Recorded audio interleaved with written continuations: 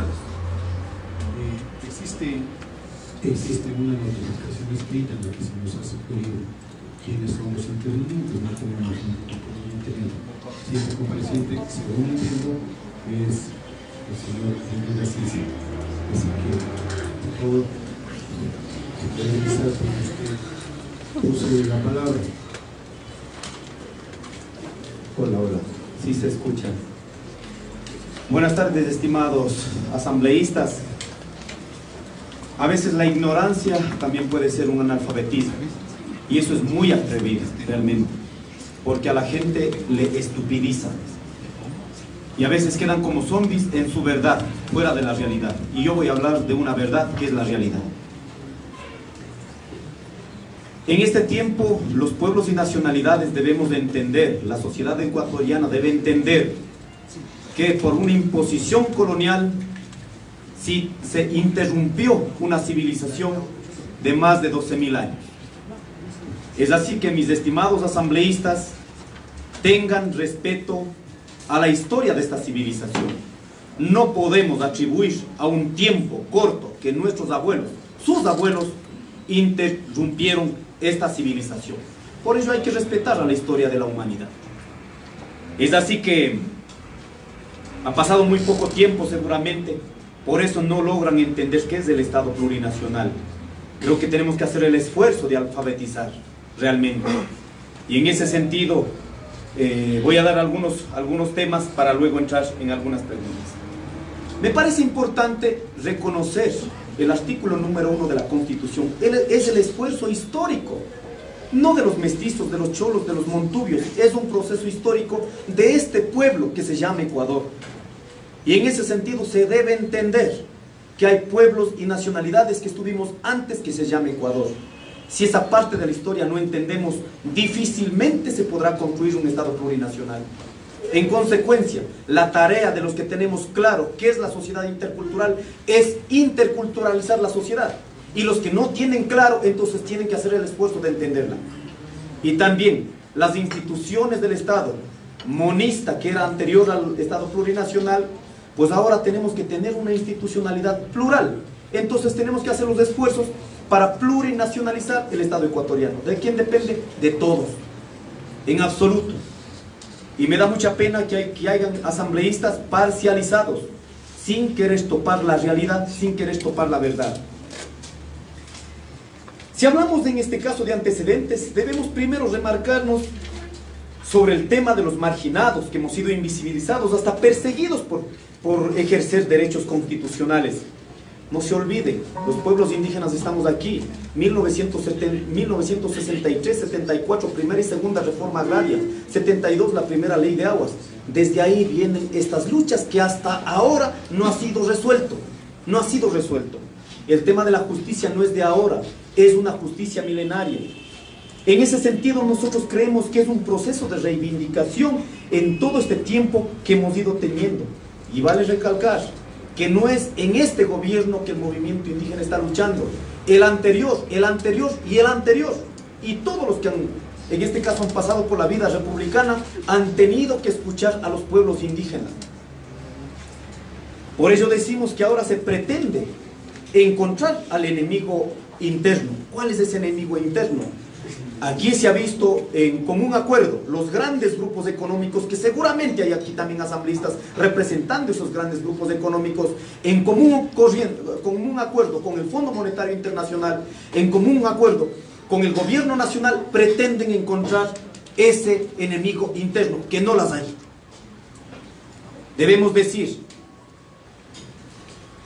aquí hay un único responsable.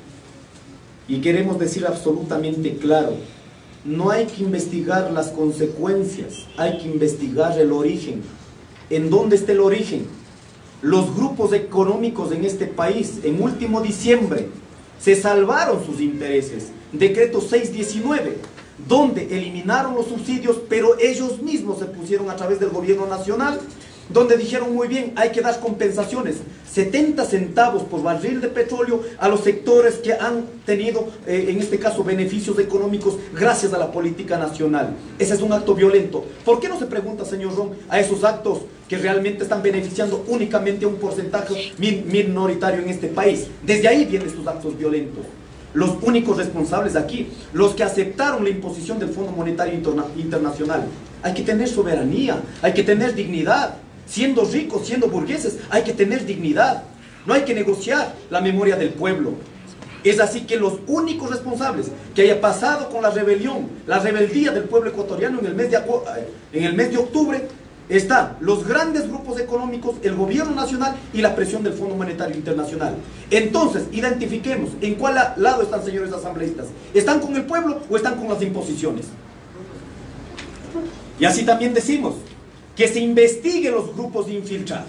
Efectivamente, que se aparecieron en la protesta nacional y que tiene conocimiento, actuaron grupos de inteligencia y contrainteligencia de la policía y del ejército. Que se investigue. Que deberían pedir que se desclasifique toda la información. Ya que está reservado, ya que es de reserva, ya que esta reserva solo beneficia al gobierno y realmente no permite aclarar la verdad. Vamos a poner casos en las provincias, en todos los espacios. ¿Por qué no se preguntan, señores asambleístas, quiénes fueron los que estaban a la cabeza, en este caso infiltrados? Era la Policía Nacional, y ahí están los videos en donde identificamos, incluso se hizo sanción de justicia indígena y se entregó. ¿Por qué no se pregunta de dónde venían los actos vandálicos? Los actos vandálicos fueron provocados por individuos, ya que el pueblo ecuatoriano salió de manera colectiva sobre una medida económica de hecho. Es así que toda nuestra acción ha sido público, no ha habido ninguna cuestión interna, y por eso decimos que en este momento se pretende justificar cuando nosotros declaramos la Casa de la Cultura una zona de paz donde estaban los pueblos indígenas, y es más, todo el proceso humanitario, la participación de nuestros hermanos universitarios, de las casas de salud que podían evidenciar. Pero ¿qué pasó? Adentro, granadas. Escúcheme esto, salió en el video que usted presenta, salió granadas de uso militar, de uso policial. ¿Por qué no se preguntan esas cuestiones? ¿Que intentaban matar, asesinar a todos los que estábamos en la Casa de la Cultura? ¿O tenemos que beneficiar a los discursos, en este caso únicamente del poder, a quienes ostentan? Si bien la Ley de Seguridad Pública y del Estado establece que las condiciones de la información reservadas, secretas y secretísimas por este tipo de casos, pero es necesario que se transparente todo tipo de información, ya que se está imponiendo una sola visión, achacando responsabilidades a un solo sector. Usted pregúntese, ¿quiénes empezaron la movilización? El sector del transporte. 12 de la noche del día jueves. En ese sentido, el movimiento indígena, no únicamente, el pueblo ecuatoriano, los sectores populares, estudiantes, amas de casa, todos los que estamos, entonces tenemos que proveer de un proceso de investigación. No se va a permitir objetivizar únicamente a un sector. Y decir también es vergonzoso. Por un acto irresponsable de estos tres actores, quienes originaron, ahora se pretende encontrar a un grupo político supuestamente. Ya no somos borregos, estimados. No somos borregos. En el 86 tenían como borregos, luego tenían como borregos. No, el pueblo ecuatoriano sabe exactamente las decisiones que afectan al pueblo ecuatoriano. En este proceso creemos que hay tres etapas dentro de estos hechos. Al interior del paro nacional, donde se ha perseguido a los movimientos indígenas y sociales, donde también han criminalizado por ejercicio de los derechos colectivos. Quiero mencionar, antes del paro nacional, 2 años de diálogo. Mi persona, que ahora en este momento están sacando como trofeo, yo fui acusado por 13 tipos penales por garantizar la vida de 2 mayores que vivieron 50 años ahí, y en este momento dijeron que soy traficante de tierras. ¿Por qué no se le pregunta desde dónde viene el problema? Por favor. Es así que el Estado como tal, y comandado por el presidente de la República, incluso en la Corte Interamericana de Derechos Humanos, el 3 de octubre, hace un año, estaba sentado el Estado ecuatoriano, estaba la Procuraduría, estaba el Ejecutivo, estaban delegados de la Asamblea con este problema que estaba en la mesa de diálogo. Y si ahora se pretende objetivizar únicamente los niveles de violencia de ese día. Por ello decimos que en el Ecuador, el día que estábamos sentados con el presidente de la República, estaban de cinco poderes del Estado. Creemos que no hay independencia en la justicia. ¿Por qué lo decimos? En este momento, ¿cómo podemos confiar en una justicia cuando el aparato represor es la Policía Nacional? Quienes investigan a través de los sistemas nacionales forenses es la Policía Judicial. Los peritos investigadores criminalísticas pertenecen a la Policía Nacional. La misma que tiene orden jerárquico y depende de cabezas visibles en este momento es la ministra. Por eso habíamos dicho, si queremos paz para el Ecuador, esta gente que de manera irresponsable ha actuado en contra del pueblo ecuatoriano, mínimo, por dignidad, debe retirarse de estos espacios. Y ustedes han garantizado, han protegido a delincuentes que se han utilizado y se han atribuido a sí mismos como autoridades del Estado. Por ello decimos, no hay criterio de objetividad, y ahí que toda la hoja de ruta en este momento es judicializar, utilizar la presión preventiva para bajar los niveles de reacción que levantó el pueblo ecuatoriano únicamente por el tema económico. Se debe entender, estimados asambleístas, si fuera una pretensión política o si fuera para sacar por el nivel de indignación, como en este momento vemos en Chile, le aseguramos, si el presidente de la CONAI el día 13 a las 7 de la noche dijo, muy bien, se ha derogado el decreto 883 y se levanta el paro. Les pregunto, señores asambleístas, y quiero que me respondan ahora, ¿se continuó con la paralización? ¿Fue una pretensión política? ¿Efectivamente se estaba pretendiendo desestabilizar? Contesten por favor al pueblo ecuatoriano, no a nosotros únicamente. Quedó claro, reivindicación económica. En el momento que se bajó el decreto 883, ninguna pretensión política en este país. Y quiero aclarar por el tema de secuestrados. A las 7, 8 de la mañana aproximadamente del día jueves, cuando el día miércoles, voy a pedir que por favor me pasen la fotografía, no sé si ya tienen listo, ¿ya? Donde el impacto, escúchenme bien esto, ¿por qué no preguntan esto a la ministra y al ministro Jarrín? El día miércoles, a las 6 de la tarde, cuando la gente se dispuso a descansar, ¿cuál fue en este caso la orden de la ministra y del ministro? Era acabar con todos los que estábamos en Casa de la Cultura. Es así que frente a la Casa de la Cultura, donde estaba declarado zona de paz, frente al Hotel Tambo Real, recibe un impacto de bomba lacrimógena directo. Por favor, revisemos. Mire, señores asambleístas al frente, pase a la siguiente fotografía. Solo permitan ver a qué distancia estaba realmente para que el cráneo del compañero Inocencio Tucumbi haya acabado despedazado el cráneo. Solo pregúntense ustedes, ¿y por qué no quisieron entregar en este caso el cuerpo, la autopsia?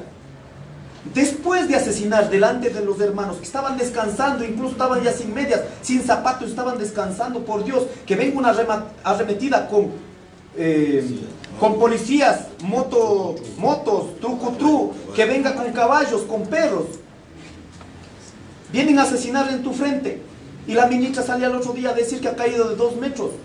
¿Usted cree que en 2 metros puede partir en semejantes pedazos todo el cráneo del compañero? Al otro día, ¿qué hizo la gente? Por Dios, pidió a la Policía Nacional que ingrese a la Casa de la Cultura. Ahí está de manera visible los videos, que no están ingresados ni siquiera empujados. Ellos con las motos, montados, ingresaron a la Casa de la Cultura. Y por ello dicen, ingresamos de manera voluntaria. ¿Y qué pidieron nuestros compañeros? Que vinieron y entregaron en manos de las autoridades. Ninguno de los que en este momento se está acusando por secuestro, nunca participamos en ese hecho material.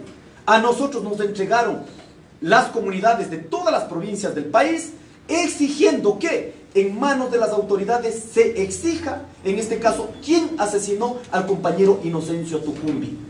3 cosas habíamos hecho. 1, conocer el hecho. En ese momento el temperamento de la gente, claro que estaba muy enardecida.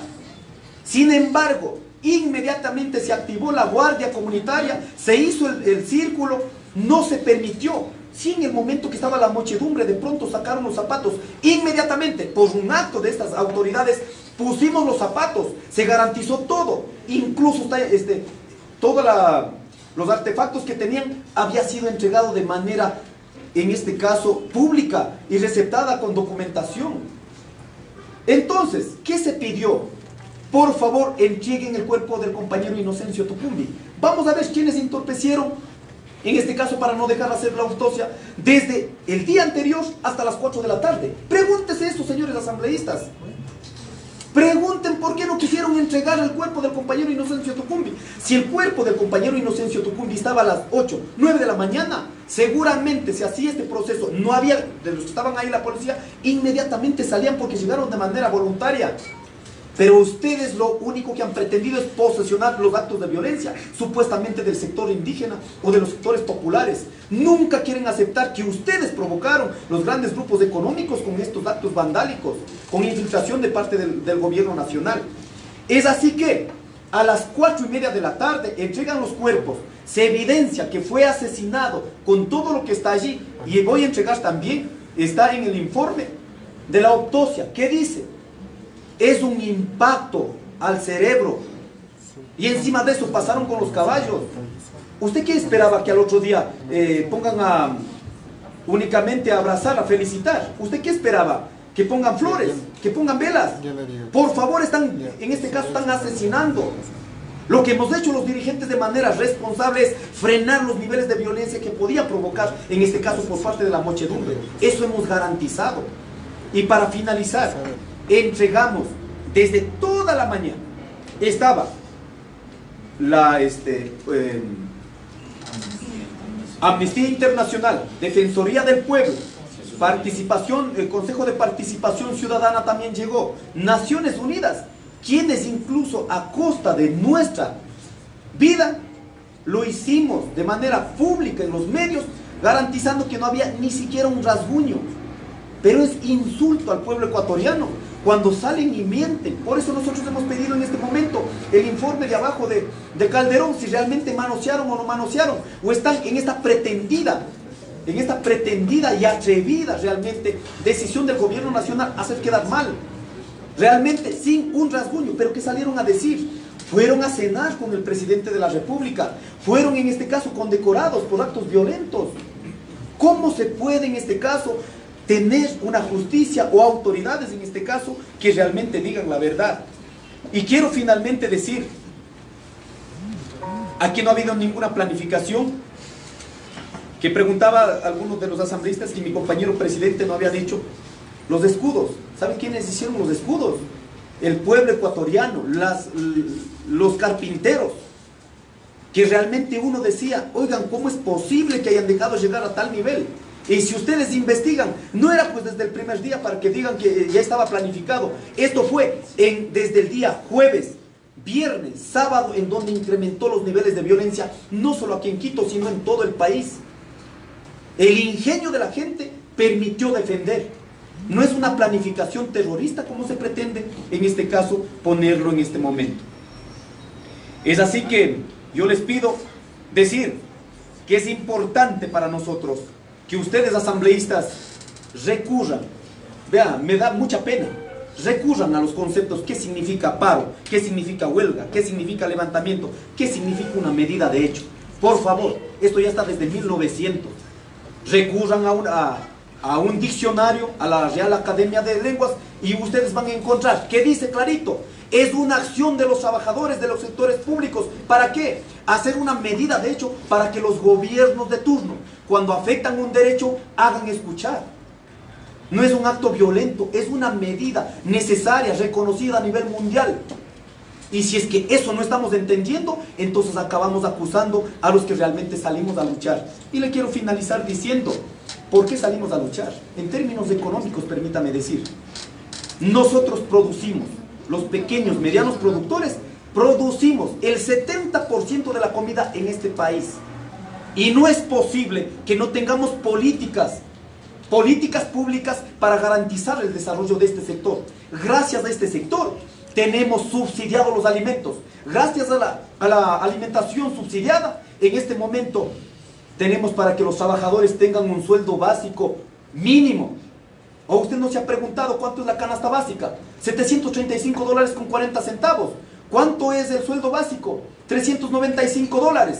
Usted se ha preguntado quiénes estamos llenando, en este caso, garantizando para que cubra el valor del costo de la canasta básica. Somos los trabajadores, somos los agricultores. Por ello tenemos la responsabilidad de poner nuestros criterios y decidir en materia económica, porque estamos cansados de que todos los días no seamos tomados en cuenta. Usted se pregunta cuánto está la papa, la quinoa, el chocho. Por favor, en ese sentido habíamos dicho cómo afectaba a nosotros de manera directa. Y esto incluso a veces me da hasta recelos nuevamente volver a poner el ejemplo del tractor. No es porque la tengamos, solo usted imagínese, ese tractor que damos de comer nosotros, el 70% de la producción, de noche a la mañana tienes que poner $45. ¿Usted cree que el dueño del tractor va a quedar con ese costo? Eso traslada inmediatamente pues a los compañeros que hacemos trabajar para producir y seguir dando de comer al Ecuador. Y cuando salimos a vender nuestros productos por los suelos, entonces ¿quién tiene que compensar, mi estimado? Lo mínimo que dijimos, no encarezca la vida. Es una cuestión básica, no necesita ser ni siquiera matemático, porque quienes sostenemos la economía básica somos nosotros. Gracias a esta economía básica no se ha permitido la desdolarización. Y muchas veces se ha puesto en boga el tema de Venezuela. Preguntemos por qué Venezuela está así. Porque más del 90% de su comida tiene que comprar afuera. Tiene un minuto, señor. Muchas gracias. Y efectivamente, en cambio, en el Ecuador, gracias a nuestra producción, garantizamos la balanza comercial. Porque no permitimos que fluyan los dólares, porque sostenemos la producción en este país. Con todos estos temas, mis estimados, esperando que revisen todas las preguntas. Preguntar por qué asesinaron a los 9 compañeros, por qué están regalando 70 centavos a los grupos económicos que supuestamente nosotros habíamos dicho, el gobierno nacional se comprometió, a los que más tienen hay que cobrar más, pero ¿por qué primero salvan a ellos? Y en materia de subsidios, ¿qué habíamos dicho? ¿Por qué utilizamos más de $2.000 millones para policía y militares y no se puede controlar la frontera? Es una cuestión técnica, pongan un chip y se garantiza, pero no nos vengan a ver, en este caso la ignorancia, que pongamos pretextos para utilizar estos 2 temas sensibles para topar el bolsillo de los ecuatorianos. Muchas gracias. Yo espero, con todo este proceso, si realmente tenemos independencia de funciones, espero que, al igual que nosotros, tenemos más de 50 compañeros procesados, esperamos que la ministra Romo esté con un proceso abierto. Si no, simplemente se está garantizando en combo esta unidad del poder del Estado y que se están protegiendo entre sí.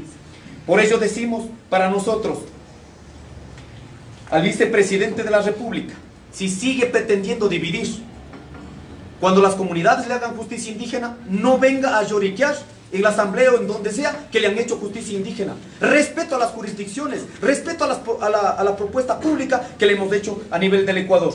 Nosotros tenemos realmente un corazón transparente. Nuestra lucha ha sido transparente, pero no nos vengan a viciar cambiando la verdad, cambiando por mentiras.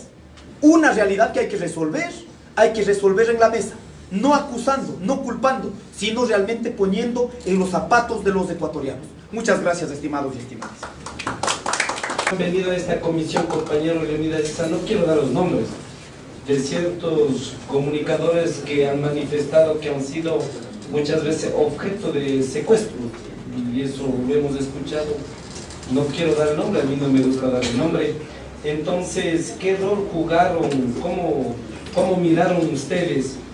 Y agradecerle a Césarón. César, te agradezco que hayas sacado el sombrero por las clases que te dio Linerisa de Economía. A ver, señor presidente, un poco de orden. Le ruego, señor presidente. Aquí me respetas porque yo le respeto a todos.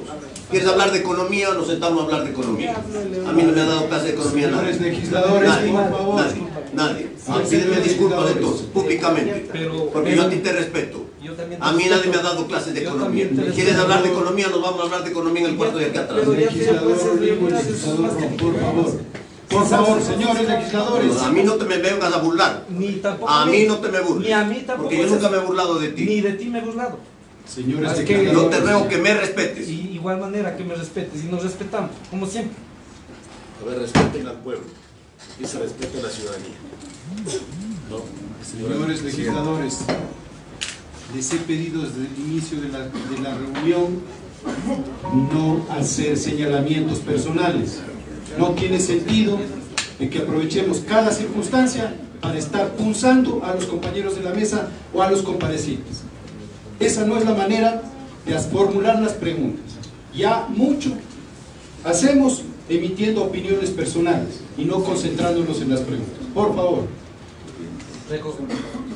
Le agradezco. Sería bueno que también ofrezca las disculpas respectivas.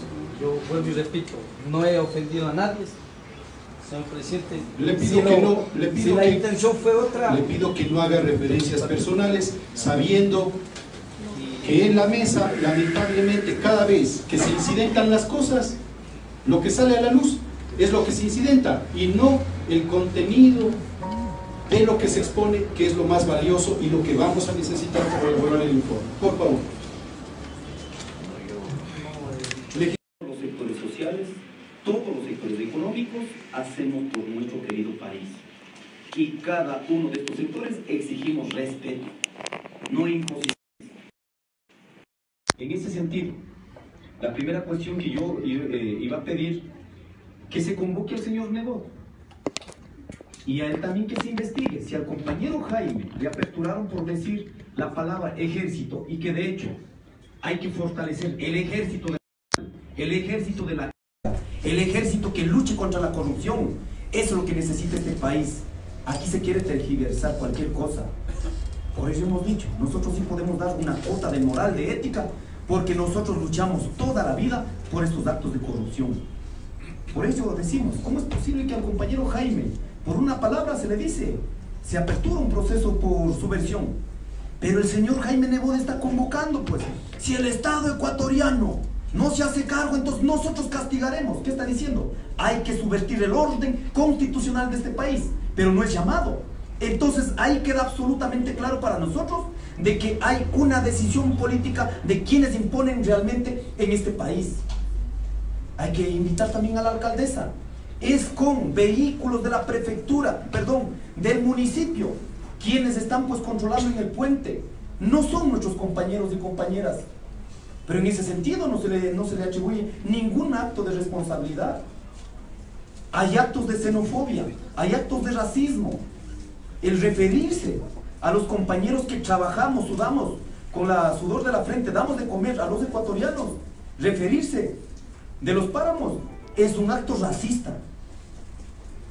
Yo creo que eso tiene que ser la mayor preocupación de los asambleístas, de todos, porque yo quiero que nos indiquen en un video o en algún mensaje que hayamos dicho un acto racista. El compañero Jaime, cuando topó una cuestión de manera individual, lo pidió disculpas. Pero un acto racista no es un acto individual, es un acto colectivo, porque no estás hablando únicamente a una persona, estás hablando al conglomerado, en este caso, de los pueblos y nacionalidades de este país y del continente. Por eso pedimos también que en este caso se pueda resolver estos temas. Yo quiero dejar diciendo, nuestra propuesta presentada al pueblo ecuatoriano, construido con 182 organizaciones en el Parlamento, a la Asamblea Nacional y al Gobierno Nacional, no es una imposición. Nosotros hemos sido claros, es una propuesta para construirla. Por eso hemos dicho, no es posible que después de una movilización se acabe en este caso discutiendo un decreto, cuando sabes que la macroeconomía realmente necesitas resolverla. En ese sentido, ¿qué hemos dicho? Mire, señor Presidente de la República, en materia económica en este momento, la ley conocida como la Ley de Crecimiento Económico, por Dios, por un acto responsable, no porque ganemos elecciones e impongamos una norma, no, eso no puede ser en la democracia. Esto se llama autoritarismo. En democracia se construye entre todos, los sectores. No es ganar elecciones, no es cheque en blanco, estimado asambleísta. Ganar elecciones es conducir la voluntad del pueblo. Y en ese escenario, ¿qué significa? Tomar decisiones conjuntas. Nosotros no vamos a ir a ganar elecciones para imponer al pueblo ecuatoriano. Tiene que ser ganar elecciones para respetar voluntades. En ese marco, nosotros habíamos dicho, es un acto irresponsable del gobierno y de la asamblea, si es que dejamos pasar, aprobar en menos de un mes una ley que topa más de 400 artículos, más de 27 cuerpos legales. Es un acto irresponsable. ¿Qué están haciendo? Están topando, si vamos a ver en tema constitucional, se está autonomizando el Banco Central. Ahorita todos estamos preocupados sobre el tema de la dolarización. Si en este momento que hay un control de salida de divisas, tienes más de 30.000 millones de afuera del país, si es que desregularizas eso, ¿qué va a pasar? Seguramente triplicará. Ahí sí está en juego realmente la dolarización, pero no pues por los subsidios que sostiene la economía de este país. Necesitamos tener elementos básicos, en serio, no es por sabiondo o lo que sea. Necesitamos poner, en este caso, los zapatos como ecuatorianos. Por ello, dejo claro, nosotros no imponemos, proponemos y construimos. Y así hemos venido durante estos 500 años. En todas las etapas más difíciles hemos salido con propuestas. Se ha dicho quién generó la violencia. ¿Por qué actuaron así hermanos indígenas? Deberían preocupar en 3 escenarios. La primera cuestión, le voy a demostrar. 30 de abril ya se dijo, por favor, necesitamos trabajar en un problema real que está enfrentando el país. La ampliación de la política petrolera y el tema de la minería. Mínimo, derecho a la consulta en los territorios. Mínimo, respetemos en las fuentes de agua. En donde hay que hacerlo y donde hay aceptación de la gente, hay que hacerlo pues. Pero no vamos a imponer por una presión, ya sean de los grupos económicos de este país o ya sean del Fondo Monetario Internacional. Estamos hablando de 30 de abril, estamos hablando más de 8 meses. Bueno, mucho más antes, 29 de mayo. Y estos documentos han sido absolutamente públicos. No ha habido ninguna planificación interna. Acordarán, 28 de enero, el problema de la leche. Ya se dijo, no al Fondo Monetario Internacional. Necesitamos que sea público el acuerdo que se ha hecho. ¿Por qué? Porque los ecuatorianos, en el momento que asumimos una deuda, no es el gobierno el que la paga. Somos todos nosotros los que pagamos. Por ese acto responsable habíamos dicho, hay que hacerlo público. En el tema de la leche, saludamos nosotros. Dijimos en este momento, hay una solución parcial, no está del todo resuelto el tema de la leche. Minería, petróleo, problema de la leche, transporte comunitario, que yo mismo he venido a esta asamblea durante estos últimos 5 años. Yo mismo he venido.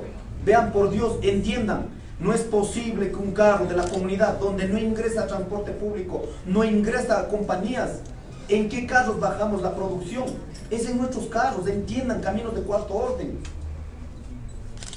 Bajas cargado un animalito, cargado en este caso productos alimenticios, de pronto un pasajero atrás. ¿Cuál es la primera cuestión? Sales a la ciudad, ese pobre compañero que no va a tener ni siquiera para recaudar para cuando dañe ese coche, $1000 de multa, 10 puntos a la licencia y el carro tiene que ir detenido.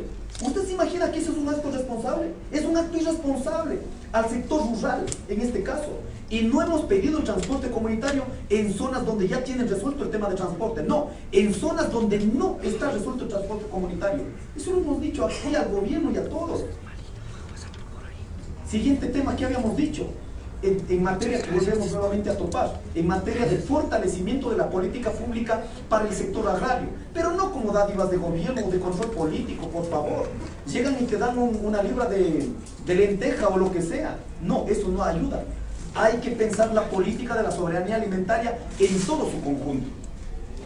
Con todos estos temas, entonces, haciendo público estos 6 temas, el 23 de agosto se declaró 2 años de diálogo, el gobierno nacional no ha respondido.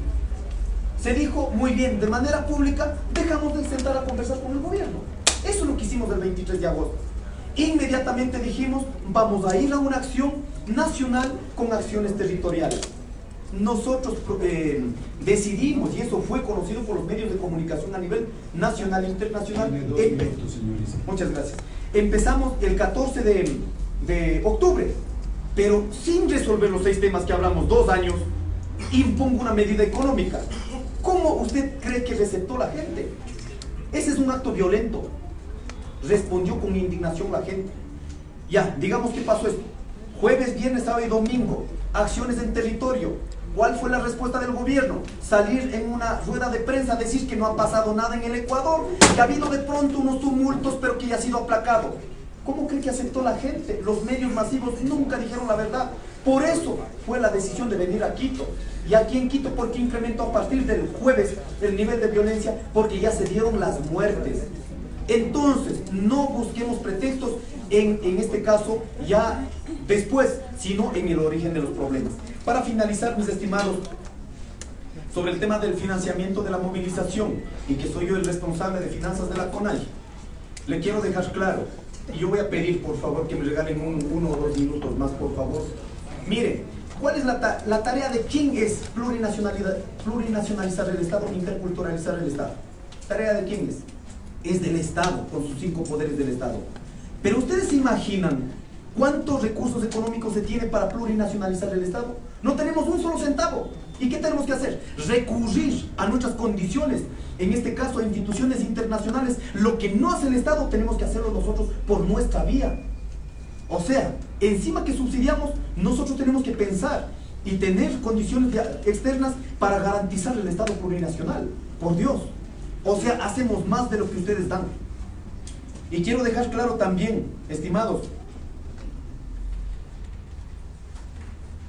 sobre el tema de la infiltración. Yo había sido absolutamente claro.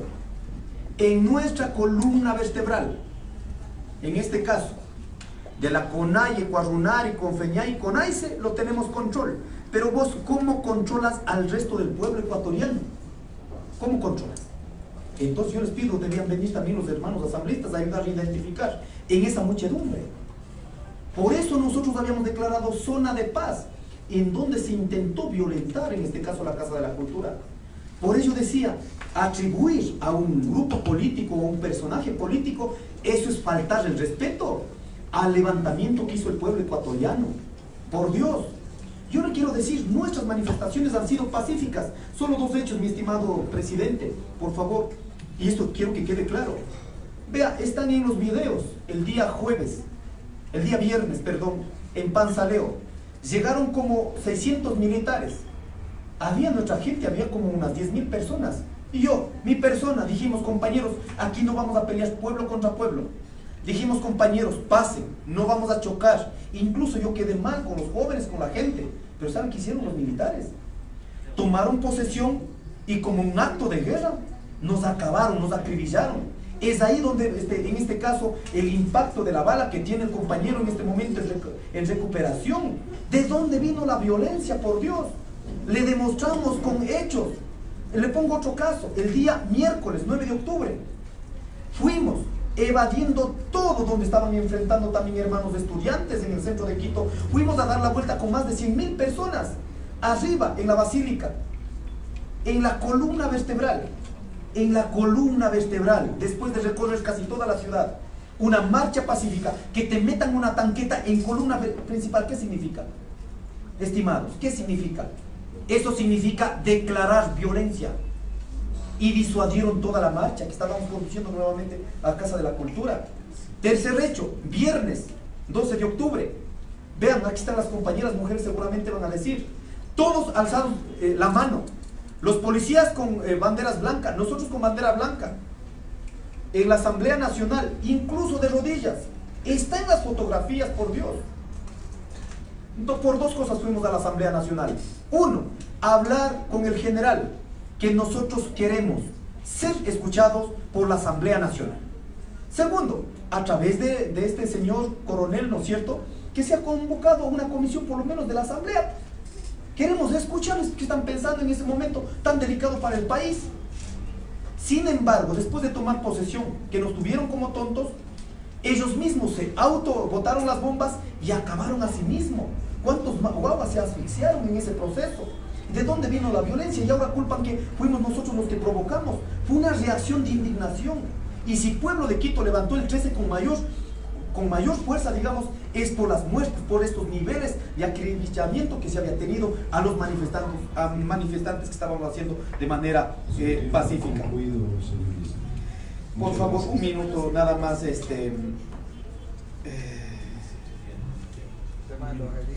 Un minuto, por favor. No me acuerdo cuál era su pregunta, que ya me perdí. 40... Ya, perdón. Está en el informe, que puedan acreditarse y llevar. Está con nombres y apellidos.